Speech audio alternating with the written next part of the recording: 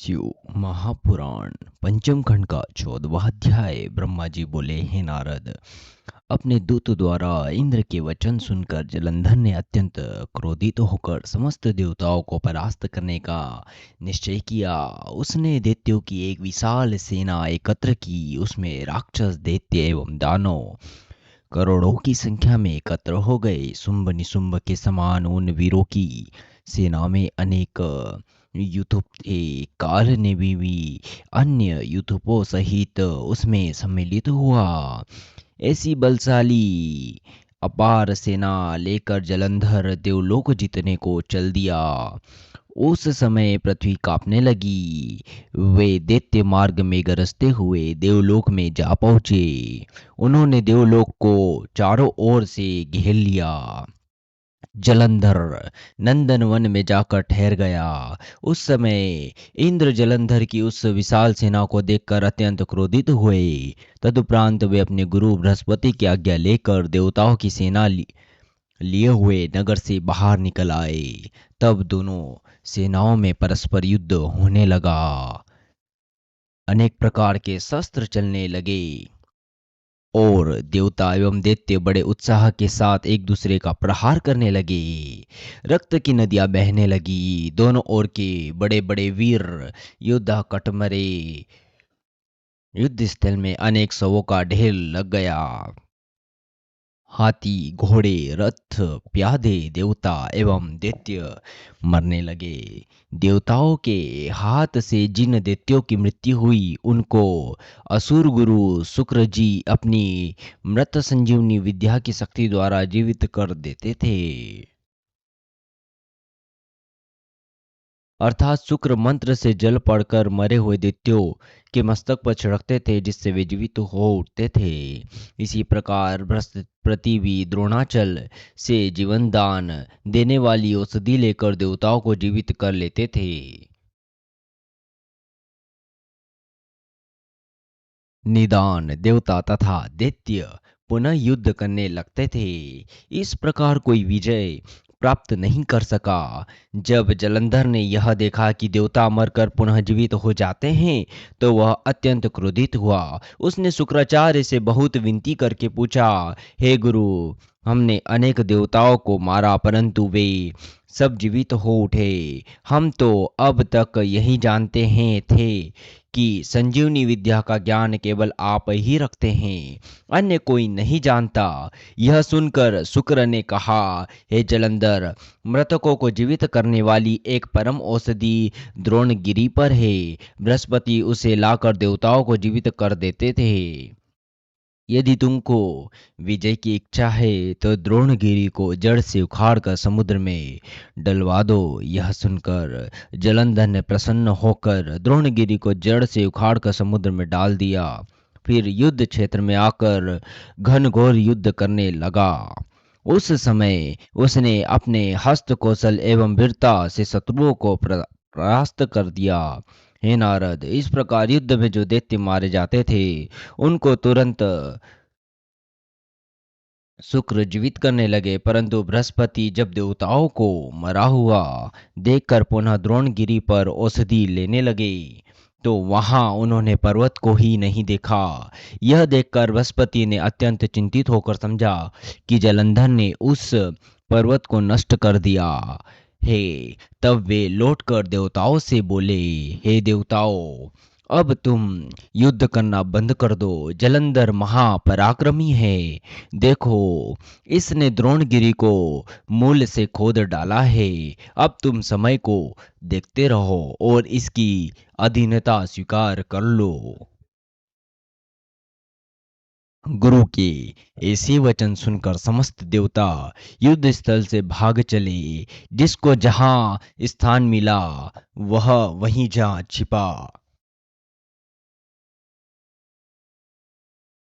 जब दैत्यों ने देवताओं से इस प्रकार भागते हुए देखा तो प्रसन्नता में भरकर घोर सिंहनाद किया और विजय के बाजे बजने लगे। तदुपरांत जलंधर देवताओं के नगर में चला गया। यह देखकर इंद्र आदि बड़े बड़े देवता सिमटकर एक कुंतल में जा छिपे, परंतु वहां भी उनका भय दूर ना हुआ। इस प्रकार उन्होंने अनेक प्रकार के कष्ट उठाए।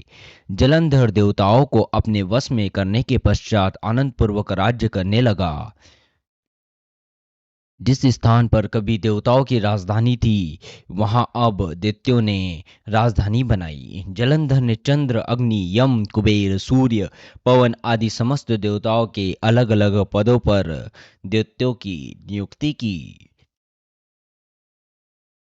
वह ऐसा प्रतापी एवं शक्तिशाली हुआ जिसका वर्णन नहीं किया जा सकता। इसके पश्चात वह शुंभ आदि को कार्य सौंप कर सेना सहित देवताओं की खोज करने के लिए सुमेरु पर्वत की ओर चल दिया। 15वां अध्याय। ब्रह्मा जी ने कहा, हे नारद, देवताओं ने जब जलंधर को आते हुए देखा तो उन सब ने घबराकर विष्णु जी का स्मरण किया। वे सब हाथ जोड़कर नतमस्तक हो स्तुति करते हुए जय विष्णु कहने लगे तथा इस प्रकार बोले, हे विष्णु जी, आप प्रकट होकर दैत्यों का नाश करें। हमारे सम्मुख जलंधर चला आ रहा है, इसलिए आप जो उचित समझे वही करें। आपने देवताओं को दुखी देखकर मत्स्य अवतार लिया था तथा मुनियों के समस्त दुखों को दूर कर प्रलय में विराजमान हुए थे। फिर आपने देवताओं के लिए कूर्मा अवतार लेकर पर्वत को अपनी पीठ पर उठा कर रखा। जब हिरण्यक्ष बहुत बलवान होकर देवताओं को कष्ट पहुंचाने लगा, उस समय आपने वराह अवतार लेकर उसको नष्ट कर दिया। जब उसके भाई हिरण्यकश्यपु ने प्रहलाद के साथ अन्याय किया, तब आपने नरसिंह का अवतार कर उसका हृदय विदीर्ण किया।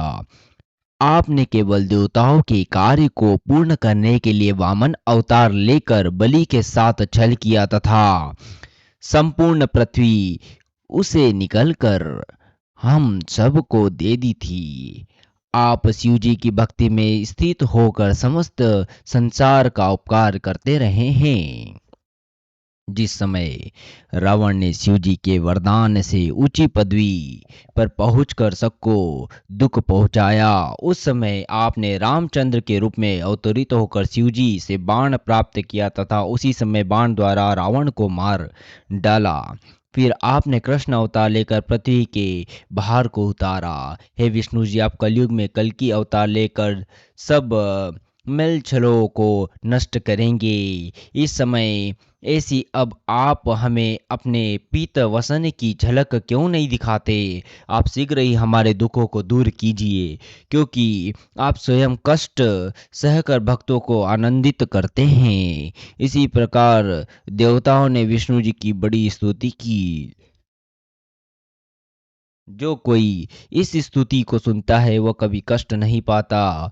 हे नारद, विष्णु जी ने देवताओं की ऐसी स्तुति सुनकर अब यह जाना कि देवताओं पर इस प्रकार कुछ दुख पड़ा है, तो वे तुरंत उठकर गरुड़ पर आरूढ़ हुए। उस समय लक्ष्मी जी ने विष्णु जी की ऐसी शीघ्रता देखकर पूछा, हे नाथ, इस समय इतनी शीघ्रता से आप कहाँ जा रहे हैं? तब विष्णु जी ने उन्हें यह उत्तर दिया, हे लक्ष्मी, तुम्हारे भाई जलंधर ने देवताओं पर आक्रमण कर दिया है। हम उनकी रक्षा तथा दैत्यों से युद्ध करने के लिए जा रहे हैं। लक्ष्मी जी ने यह सुनकर जलंधर के प्रेम के कारण कहा, हे प्रभु, आप मेरे भाई जलंधर को किस प्रकार मारेंगे? विष्णु जी ने कहा, जलंधर बहुत बलवान एवं पराक्रमी है, वह हमारे मारने से नहीं मरेगा। वह रुद्र का अंश है तथा ब्रह्मा के वरदान से देवताओं को कष्ट दे रहा है, परंतु इस समय यदि हम वहां नहीं जाए तो हमारा भक्तवत्सल नाम मिट जाएगा।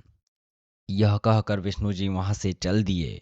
उन्होंने शंख, चक्र, गदा, असी एवं बाण धारण किए तथा गरुड़ को तैयार कर शीघ्र ही वहां जा पहुंचे तथा जलंधर था। उस समय गरुड़ ने अपने पैरों को इस प्रकार हिलाया जैसे वायु मेघों को उड़ा देती है। उससे असंख्य दैत्य उड़ गए। तब जलंधर ने वायु द्वारा दैत्यों को दुखी देखकर क्रोध किया और सिंह के समान गरजता हुआ विष्णु जी के पास जा पहुंचा। अस्तु विष्णु जी तथा जलंधर में युद्ध आरंभ हो गया।